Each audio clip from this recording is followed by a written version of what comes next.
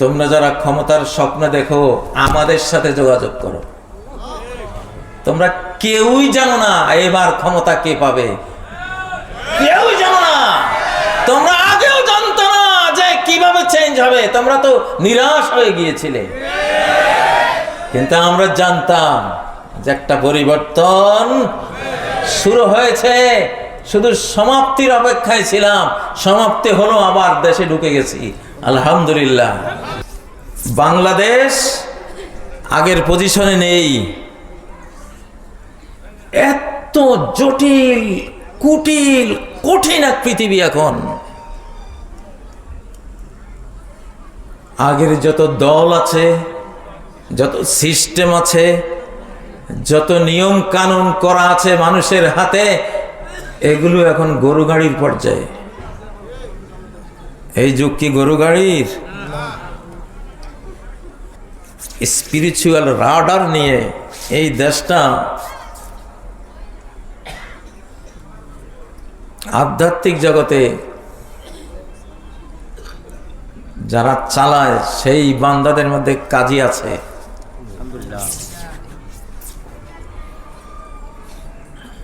আমরা জানি কোত্থেকে কি হয়। ফিজিক্যালি আমাদের উপদেষ্টারা চালান, কিন্তু আনসিন জগৎ থেকে যেটা পরিচালনা হয় সেটাই মূল।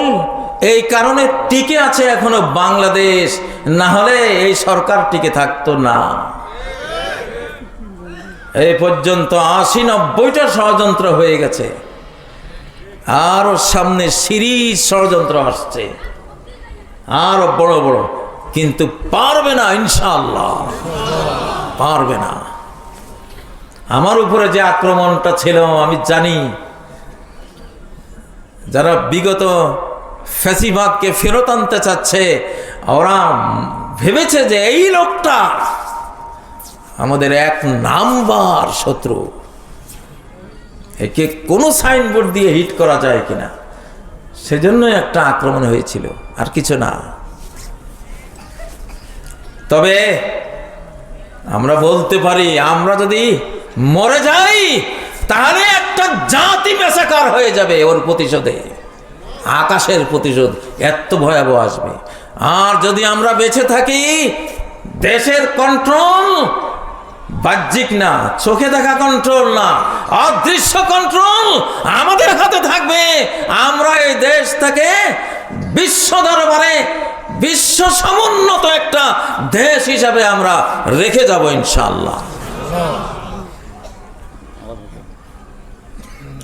প্রিয় বন্ধুরা, সূরা বাকারার শুরুতেই তো আমরা পড়ি, আল্লাযীনা ইউমিনুনা বিল গায়ব,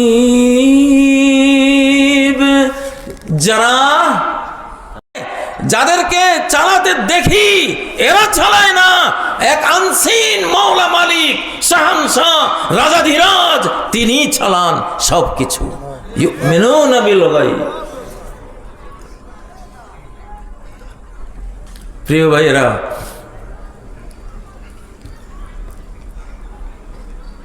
এখন বাংলাদেশে যারা আছেন, আজ থেকে 20 বছর আগের, 30 বছর, 40, 50 বছর আগের নিয়ম নীতি নিয়ে যারা চলতে চাইবেন, চলতে পারবেন না। বাংলাদেশ আগের পজিশনে নেই। এত জটিল কুটিল কঠিন এক পৃথিবী এখন। আগের যত দল আছে, যত সিস্টেম আছে, যত নিয়ম কানুন করা আছে মানুষের হাতে, এগুলো এখন গরু গাড়ির পর্যায়ে। এই যুগ কি গরু গাড়ির? ওই লস অ্যাঞ্জেলসে যে আগুন ধরেছে, ওই আগুন, ওরা যে বলেছে গোটা আরব বিশ্ব জাহান্নাম হয়ে যাবে, গোটা আরব বিশ্ব অগ্নিকুণ্ডে পরিণত হবে। আল্লাহ বললেন তাই নাকি? তাহলে দেখ আমার কালেমা পড়া মানুষগুলির উপরে এত আগুন জ্বালালি, এত আগ্নেয় বোমা ছড়লি, তারপরে হুমকি দিলি সে আরব বিশ্ব জাহিমে জাহান্নামে পরিণত হবে, দেখ তোর দেশকে আমি কি করি। আল্লাহু আকবার। আজকে জুমার খুতবায় আয়াতটি পড়েছিলাম। আয়াতটি হলো فأصابها إعصار فيه نار فاحترقت। এমন এক আগুন, এমন এক টর্নেডো, এমন এক ঝঞ্ঝা বায়ু আসলো তাদের বাগানে, বনাঞ্চলে, যেই ঘূর্ণি বায়ুর মধ্যে ছিল আগুন, সেই আগুনে সব পুড়ে গেল। কার আগুন? আল্লাহর আগুন আসতেছে। সব তীরের মতো সোজা হয়ে যাও বান্দারা। গরু গাড়ির গতিতে এখন পৃথিবী চলবে না, এখন হাইপারসনিক গতিতে চলবে, নতুন নিয়মে চলবে। বস্তা পচা এসব নীতি, এসব দুর্নীতি, নিয়ম কানুন, শৃঙ্খল, এগুলি ফেলে দাও, চলবে না।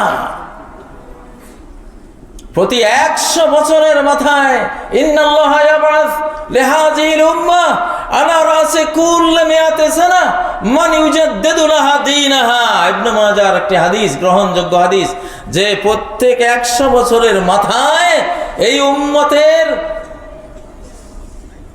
এই উম্মতের মধ্যে আল্লাহ তাআলা একজন বা একাধিকজন ধর্ম নবায়নকারী, রিনিউকারী ব্যক্তি বা গোষ্ঠীকে পাঠান, তারা এই ইসলামকে নবায়ন করে দেয়। কেন এটা 100 বছর, কেন 500 বছর নয়? কেন 500 বছরের মাথায় পাঠান না, 100 বছরের মাথায় কেন? বুঝা গেল, প্রতি 100 বছরে পৃথিবী চেঞ্জ হয়ে যায়। বিগত 100 বছরের নিয়মে আগামী 100 বছর চলবে না, চলতে পারে না।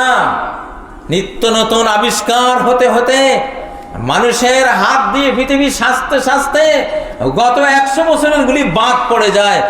আগামী 100 বছরের জন্য নতুন গবেষক লাগে, নতুন নিয়ম লাগে, নতুন সিস্টেম লাগে, নতুন যত নিয়ম নীতি এগুলো করা লাগে কোরআনের আলোকে।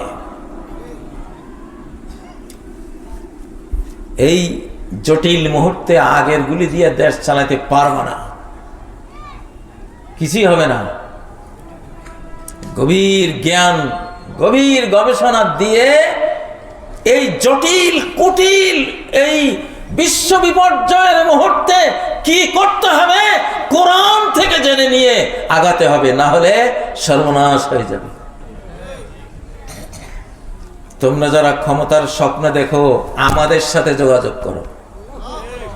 তোমরা কেউই জানো না এবার ক্ষমতা কে পাবে, কেউ জানো না।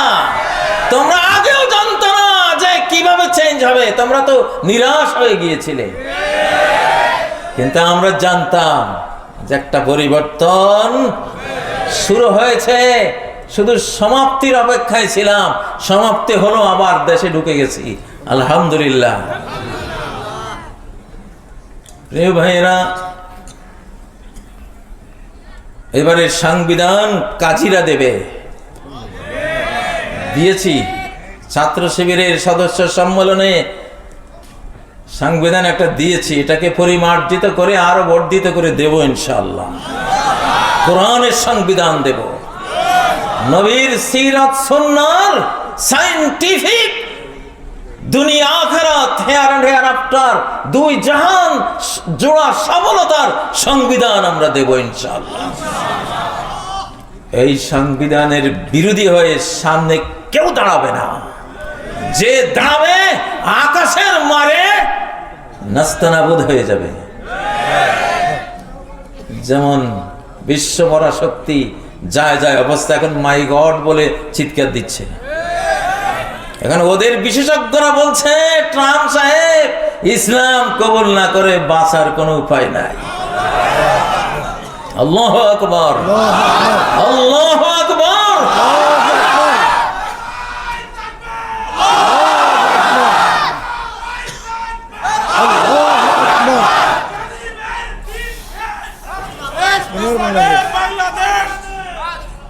আলহামদুলিল্লাহ।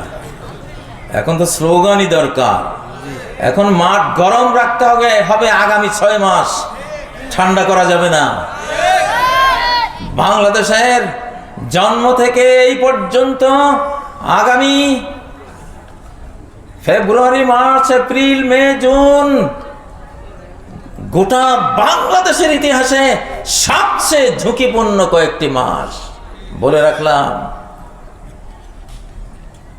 এই মুহূর্তে গরু গাড়িওয়ালারা কিছুই করতে পারবে না। গরু গাড়ি থুইয়া, গরু সুদ্ধা থুইয়া পালাইবা, কিছুই করতে পারবে না। কি লাগবে? যেই শ্বাসটাকে না মানলে চোখের দৃষ্টির বাইরে আগুন লেগে যায়, যেই শ্বাসটাকে না মানলে 1 গ্রাম ওজন হবে না, এমন মহামারীর জীবাণুরা গোটা বিশ্বকে থরথরিয়ে দেয়, কাঁপিয়ে দেয়। যেই ষষ্ঠটাকে না মানলে, যেই ষষ্ঠটার আইন না মানলে ফেরাউনের মতো বিশ্ব শক্তি অসহায়ের মতো সাগরের তলায় ডুবে যায়। যেই ষষ্ঠটাকে না মানলে বিশ্ব চালানো শক্তিমান সেই মহারাজ নমরুদ একটা দুর্বল ল্যাংড়া মশার আক্রমণে কবরে চলে যায়। সেই মহারাজ, সেই শাহানশাহ, সেই রাজাদিরাজের বিধান, বিধির বিধান, সংবিধান যিনি দিতে পারেন, তার সংবিধানে যারা এগিয়ে যাবে, এই বাংলাদেশ এখন তাদের।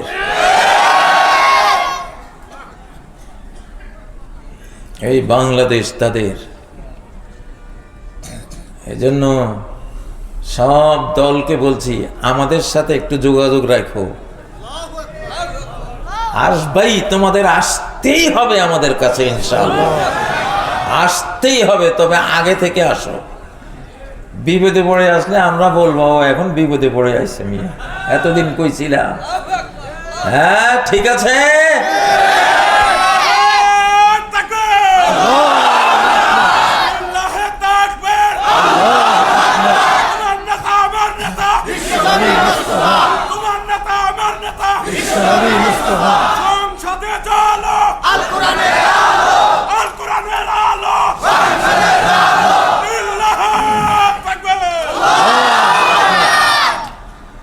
ومن يتوكل على الله فهو حسبه ومن يتوكل على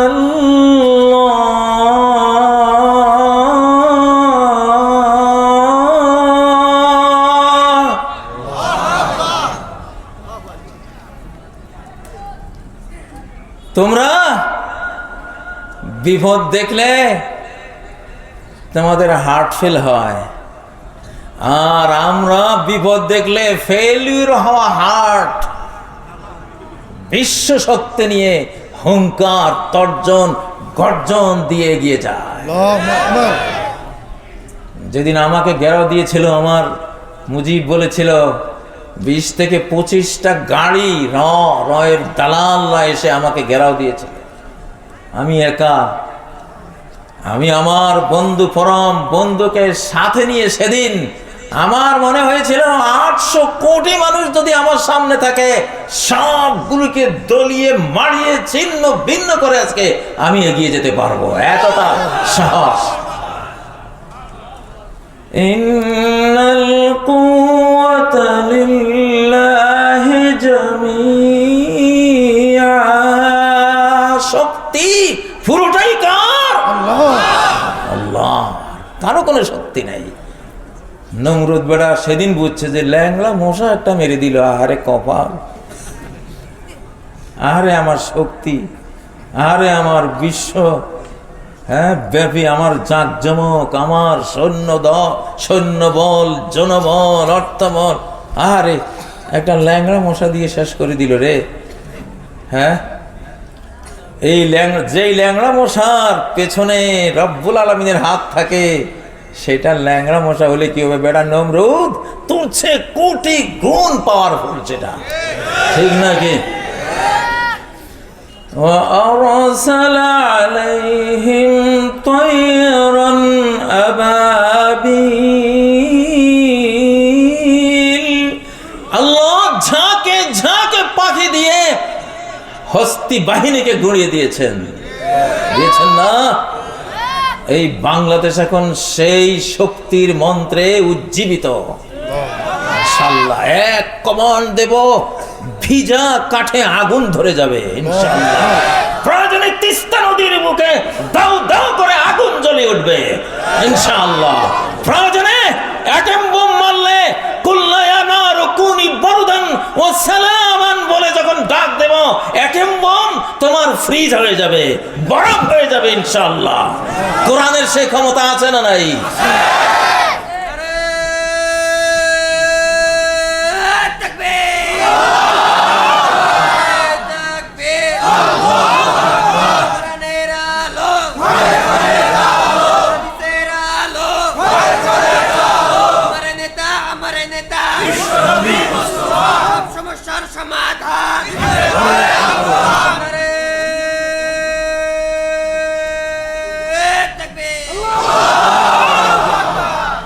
ولو أن قرآنا سيرت به الجبال,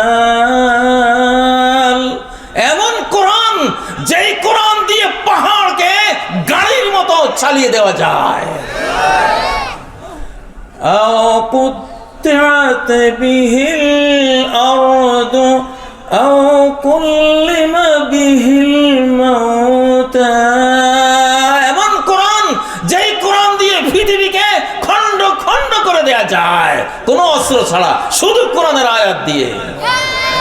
যে কোরআন দিয়ে কবরের মুর্দাদের সাথে কথা বলে ফেলা যায় মোবাইল ছাড়া, কোন প্রযুক্তি ছাড়া, এটা সেই কোরআন, এটা সেই কোরআন। তাকবীর দাও না মিয়া, আগুন জ্বালা।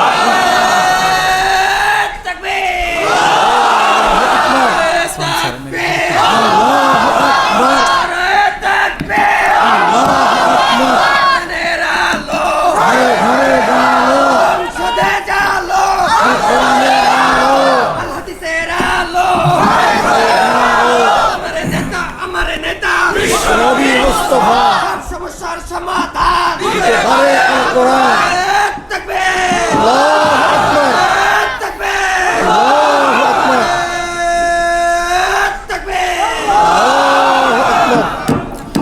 কুলিল্লাহুম্মা মালিকাল মুলক তু'তিল মুলকা মান তাশা,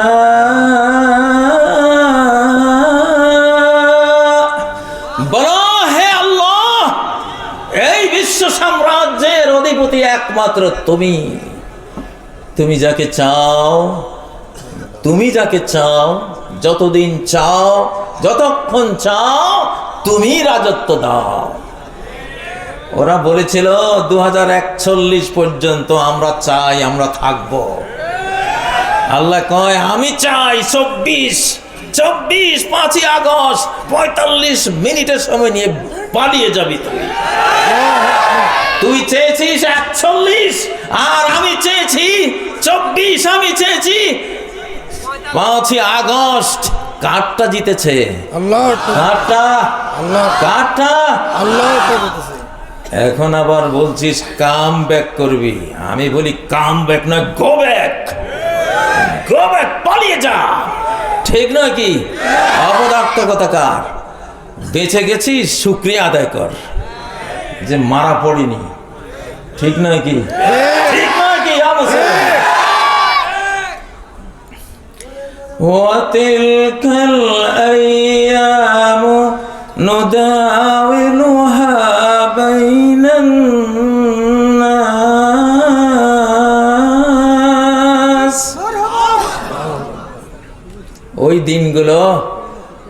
ওই দিনগুলো দুঃখের দিন, সুখের দিনগুলো এক গোষ্ঠীর উপরে থাকে না। যতদিন ওরা দুঃখ করেছে ততদিনের দুঃখ তোকেও পোহাতে হবে। ওরা রাজাকার হয়ে রাজাকারিত্বের অসম্মান নিয়ে 53 বছর বাংলাদেশে তারা লাঞ্ছিত হয়েছে। তুইও হিন্দুস্তানি রাজাকারের লাঞ্ছনা নিয়ে আগামী 53 বছর আগে ভোগে নে, তারপর দেখা যাবে তোর কাম ব্যাক হয় না গো ব্যাক হয়। ঠিক নয় কি? লিল্লাহি তাকবীর, লিল্লাহি তাকবীর। মুসলমান, কোরআনের শাসন দুই রকম, একটা হলো শান্তির, একটা হলো শাস্তির। কোরআনের আইন মানলে শান্তির শাসন জারি হয়, কোরআনের আইন না মানলে শাস্তির শাসন জারি থাকে। এখন কোরআনের শাস্তির শাসন জারি আছে বিশ্বব্যাপী, আছে না নাই? আছে না নাই? ও ভাইরা, আমাদের এই বাংলাদেশ আফগানিস্তান যখন ইসলামী রাষ্ট্রে পরিণত হলো, সেদিন থেকে আমি স্বপ্নে দেখছি আল্লাহ একমাত্র বেজোড়, আর কোনো জিনিস বেজোড় না। শুধু আফগানিস্তানে ইসলাম আসবে এইটা তো হবে না, আরেকটা জোড়া আছে তার, সেটা কোন দেশ? আমি 2021 থেকে ভাবতাম আমি এই জন্য বলেছিলাম আমি ইউসুফকে স্বপ্নে দেখি, একজন ইউসুফের গান শুনি। আমি আফগানিস্তানের বিজয়ের পর, যেহেতু আল্লাহ কোরআনে বলেছেন কসম, জোড়ের আর বেজোড়ের, জোড় হলো সৃষ্টি আর বেজোড় হলো স্রষ্টা, ঠিক নয় কি? কিতাবাম মুতাশাবিহাম মাসানি, এমন কোরআন যেটা কোন জিনিসের কথা বললে তার সিমিলার কি, তার মতো কি এটাও বলে, আবার তার বিপরীত কি এটাও বলে। জোড়ার কথাও বলে, এন্টির কথাও বলে। অর্থাৎ প্রত্যেকটা জিনিসের সৃষ্টির মধ্যে জোড়া থাকে এবং এন্টিও একটা থাকে। তা আফগানিস্তানের জোড়া কি? আমি তখন থেকে বুঝতাম যে আমার রব পরম বন্ধু ইনশাআল্লাহ দ্বিতীয় দেশ, যে দেশ 1947-এই মুসলিম মানচিত্র নামে অস্তিত্ব পেয়েছিল, এই তখনকার এই অঞ্চলের নেতা কায়েদে আজম মোহাম্মদ আলী জিন্নাহ কোরআন হাতে নিয়ে বলেছিল, দিস ইজ আওয়ার কনস্টিটিউশন, এটা আমাদের সংবিধান। আমি তখন থেকে বুঝতাম ইনশাআল্লাহ বাংলাদেশ আগামী দিনে কোরআন নাজিল হবে, এখানে হৃদয়ে হৃদয়ে কোরআন নাজিল হবে। হয়েছে না? 25 লক্ষ হাফেজ এই দেশে এখন, আজকে তো আরো 65 জন বাড়লো, আলহামদুলিল্লাহ। এই মাদ্রাসা হযরত নূহ আলাইহিস সালামের কিস্তি, তার জাহাজ, এই মাদ্রাসায় যে আসবে, চড়বে, থাকবে, ইনশাআল্লাহ তার মুক্তি মিলবে, তার মুক্তি মিলবে। প্রিয় ভাইয়েরা, এখন অতীতের গরু গাড়ি মার্কা দলীয় নীতি দিয়া তোমরা পাইবে না, তোমরা পাইবে না। যদি খাইতে চাও, ক্ষমতা পাইতে চাও, বাংলাদেশকে শাসন করতে চাও, তাহলে কাদের সাথে দেখা করতে হবে? কাজীদের সাথে, আলেমদের সাথে দেখা করতে হবে। তারা জানে, তারা বলবে হ্যাঁ আসো তোমরা, শুধু একটা অ্যাড করো, তোমাদের যা আছে তার সাথে একটা অ্যাড করতে হবে। কি করতে হবে? কি অ্যাড করতে হবে বলেন তো? হ্যাঁ, যে সবাই জানে কি অ্যাড করতে হবে, কি অ্যাড করতে হবে। এবারের বাংলাদেশ দাও না, উত্তরবঙ্গের শীতের মানুষ স্লোগান দিয়ে শীত দৌড়ান না।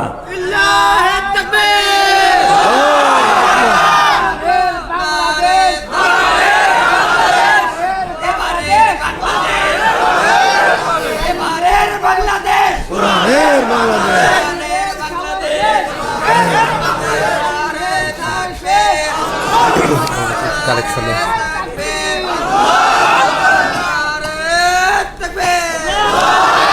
আল্লাহ আপনি কবুল করেন আল্লাহ। এবার আপনাদের এই যে নূহ আলাইহিস সালামের জাহাজ, এটা তো সংস্কার লাগবে। এখন কি লাগবে?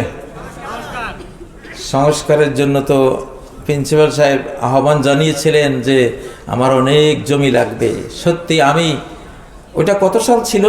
2 একর জমি যেদিন আমরা পেলাম 1999 এর 13ই নভেম্বর। 1999 13ই নভেম্বর না? এই মৌলানা আব্দুল আহাদের অনেক বড় অবদান আছে এই প্রতিষ্ঠানের একদম শুরু লগ্নে। এটার পরিচালনায় আব্দুল আহাদ ছিল। আব্দুল আহাদের অবদান আছে, এখানে সবারই অবদান আছে। আমরা সবাই মিলেই তো এটা করেছিলাম। সবাই মিলে তো আলহামদুলিল্লাহ তখন প্রায় 2 একর জমি এই মঙ্গা এরিয়ার দারিদ্র জর্জরিত এরিয়ার মানুষরা দিয়েছে। আসলে সত্যি জাফরি সাহেব যেমন আশ্চর্য হয়েছিলেন, আমিও আশ্চর্য করেছিলাম সেদিন। তবে সেই মনটা মানুষের খুলিয়ে দিয়েছিলেন কে? আল্লাহ।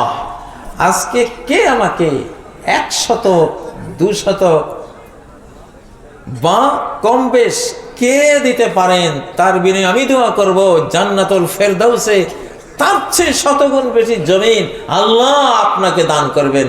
বলুন আল্লাহুম্মা আমিন, আল্লাহুম্মা আমিন। কেউ যদি থাকেন হাত তোলেন।